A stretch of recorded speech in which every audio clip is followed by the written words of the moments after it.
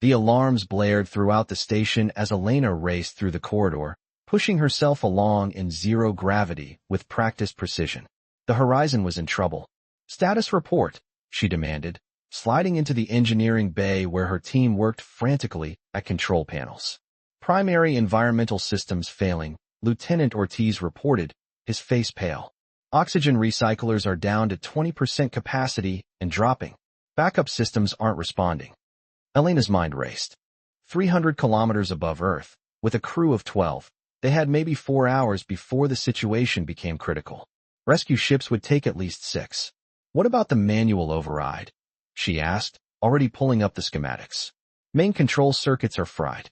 Whatever hit us, probably a micrometeorite, it pierced right through the insulation." Ortiz's voice betrayed his fear. "Commander, we've tried everything in the protocol." Elena made a decision. "Clear the bay. I need to try something unconventional." "Ma'am." "That's an order, Lieutenant." When they reluctantly left, Elena activated the quantum transmitter. "Thaler, it's Elena. We have an emergency." The response was immediate. "Tell me." She quickly outlined their situation, sending system diagnostics and damage reports. For several agonizing minutes, there was no response. "Your station's environmental system is similar to technology we developed centuries ago," Thaler finally replied. "The circuits you're describing can be bypassed using quantum resonance principles. I can guide you, but it will require precise timing and modifications to equipment that may void your safety protocols. I'll take that risk. Guide me." For the next 2 hours, Elena worked under Thaler's instructions, reconfiguring equipment in ways that violated every safety regulation in the book. Her hands moved with surgical precision, despite the rising carbon dioxide levels making her increasingly lightheaded. "Last connection," she muttered, sweat beading on her forehead. "If this works." She made the final adjustment. For a terrifying moment, nothing happened. Then the environmental systems hummed back to life. Fresh air began circulating. The emergency lights switched from red to amber. "It worked," she whispered, then louder. "Thaler, it worked. I never doubted you, Elena. Your adaptability is exceptional." After briefing her stunned crew and commander, carefully omitting certain details about her extraterrestrial engineering assistants, Elena returned to the quiet of her quarters. Exhaustion hit her like a physical force, but she activated her private terminal. "You saved us today," she typed. "I don't know how to thank you." "No thanks are necessary. The thought of losing you," the message paused, then continued, "it was unacceptable." Elena felt a tightness in her chest that had nothing to do with the recent oxygen shortage. "Thaler, what are we doing here? We're from different worlds, different species. We can never." Never is a concept limited by current understanding. My people once thought interstellar travel impossible, yet we mastered it. The connection between us defies conventional categorization, but it is real. I feel it in the core of my being. Elena touched the screen, a gesture she had caught herself making more often lately. "My crew nearly died today. I've never been so scared, not for myself, but at the thought of never speaking to you again. The Meridian Council has noticed our communications. Elder Caliph has officially reprimanded me for excessive emotional investment in a primitive species. I informed him that I consider you anything but primitive, and that my investment, while significant, is entirely appropriate." She smiled despite herself. "Did you really stand up to your elders for me?" "I did more than that, Elena. I've requested permission to travel to your solar system." Elena stared at the screen in disbelief. "That's possible, but the distance is considerable, but not insurmountable with our technology. The Council is deliberating. They fear cultural contamination, but I argued that the quantum bridge we've established proves our species are ready for direct contact." Elena's heart raced. "You would come here? To Earth? To me? If permitted. The journey would take approximately 4 of your months. During that time, our communication would be limited, but at the end of it, we would see each other. Actually see each other."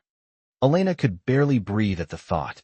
"Yes, I find myself profoundly moved by that possibility." Elena pressed her palm against the screen. "Thaler, they might not let you come. Your council might forbid it. And even if you came, we're so different. What we feel might not translate to physical reality. Then we will face that reality together. But Elena, in all my studies of your world, I've observed something remarkable about humans. You excel at making the impossible possible. In that respect, I believe I've become quite human in my thinking. Elena laughed softly, wiping away tears she hadn't realized were falling. Well, mate, if that's the case, then get ready for the most human experience of all, hoping against hope. Hope. Yes. A beautiful concept. I will update you on the council's decision as soon as I have it.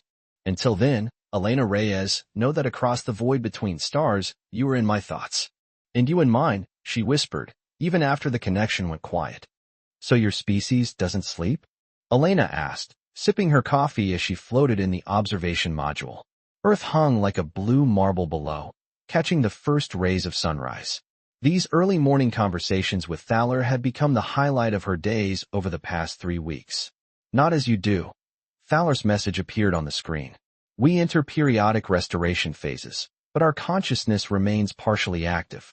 I find your concept of dreams utterly fascinating.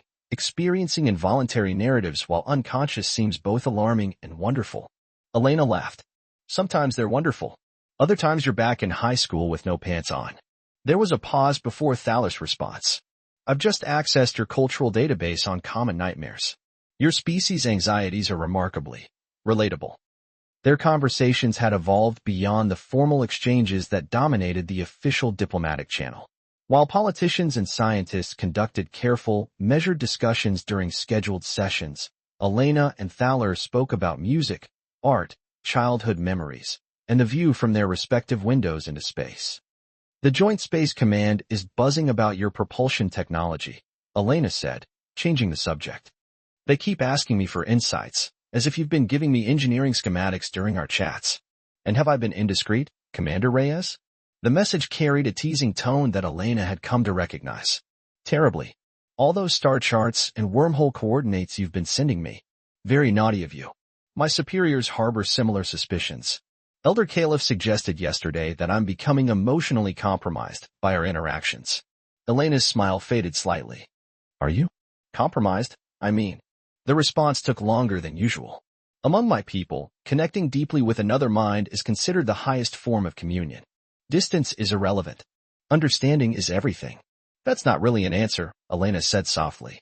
No, it isn't. But it's the truth. What about you, Elena?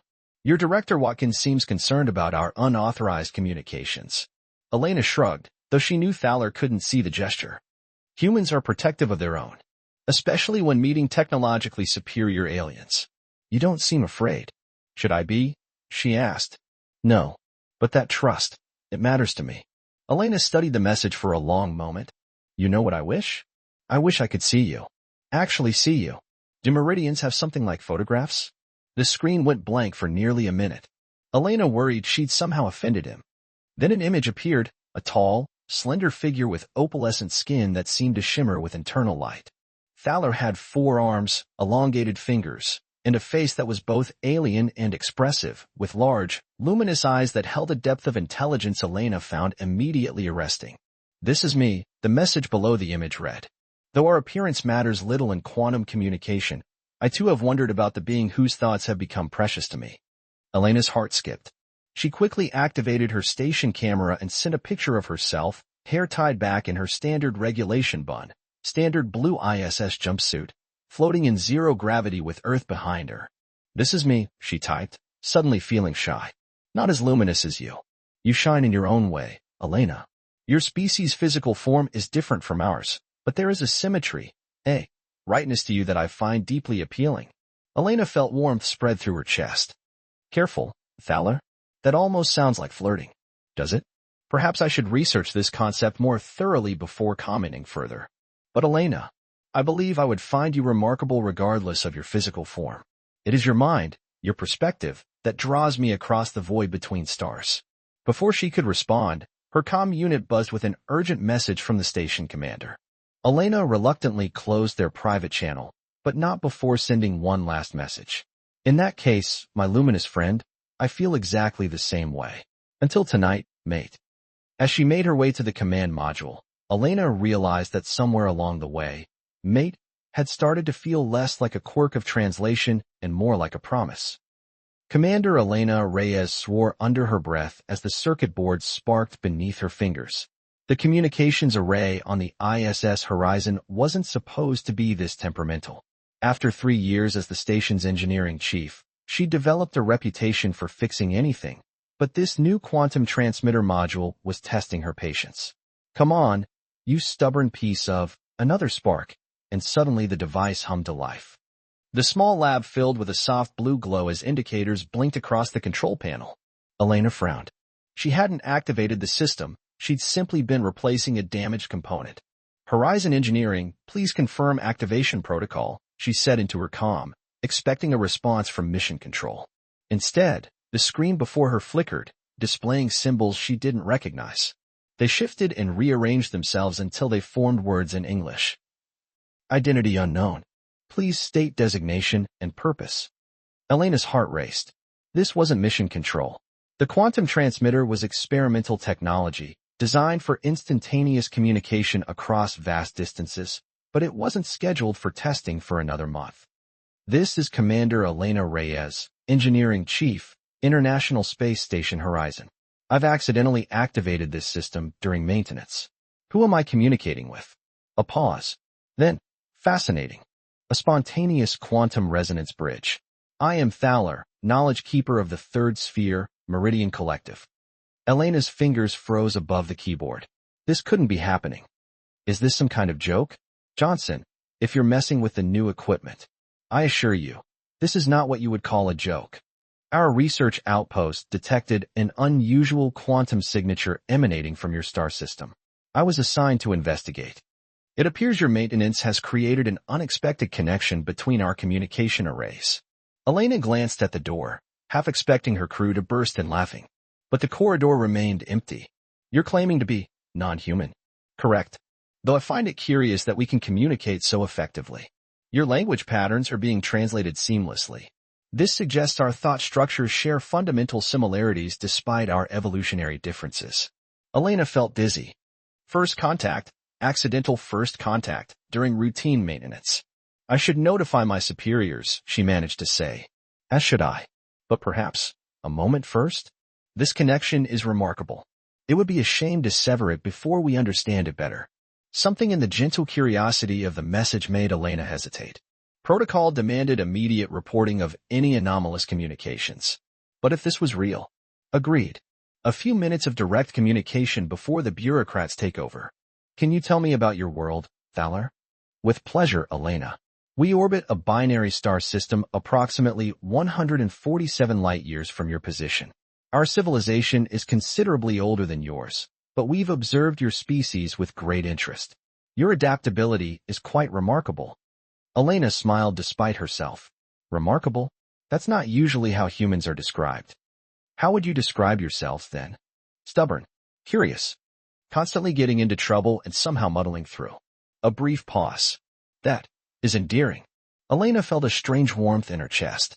So, do all Meridians talk to strange aliens when they make accidental contact? Or are you just the rebellious type? I would say curious rather than rebellious. Though my colleagues might disagree. For the next hour, they exchanged information about their respective worlds. Thaler described the floating crystal cities of the Meridian homeworld, while Elena shared stories of Earth's diverse ecosystems and cultures. When she finally reported the contact to her commander, the entire station erupted into controlled chaos. Within days, the quantum link became an official diplomatic channel. But late at night, during her off hours, Elena would return to the small lab where it had all started and find Thaler waiting, ready to continue their conversation where they'd left off. Neither of them mentioned how they'd started signing off their messages with, "Until next time, mate," a term that, thanks to a translation quirk, had come to mean something between friend and kindred spirit.